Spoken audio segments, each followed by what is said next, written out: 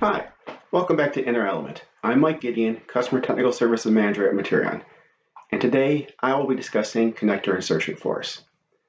So it takes a certain amount of force to make the two halves of an electrical connector. Current ergonomic regulations generally limit the connector mating force to around 75 newtons, which is about 17 pounds.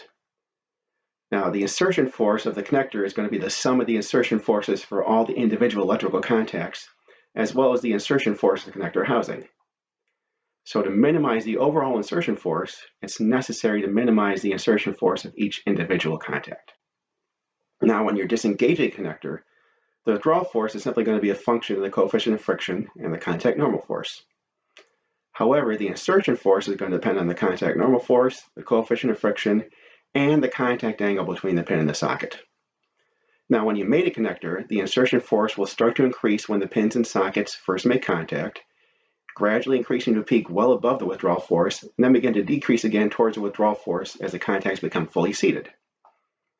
Now remember that the contacts must maintain adequate normal force for good electrical contact, or the connector may not function. So you cannot arbitrarily reduce the normal force in order to minimize your insertion force.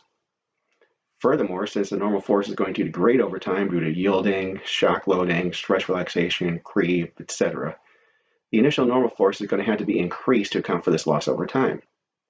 So if you use a high reliability base metal that does not lose as much force over time, you won't need to overdesign the initial normal force as much, which will help to reduce the overall insertion force. And furthermore, if you use a connector lubricant such as polyphenol ether, or choose a low friction plating or cladding on the electrical contacts, you can also reduce the frictional component of the insertion force and reduce the overall insertion force as well. So anyway, thank you for listening, and please feel free to reach out to me or any of my team members with any questions, and we'll see you next time.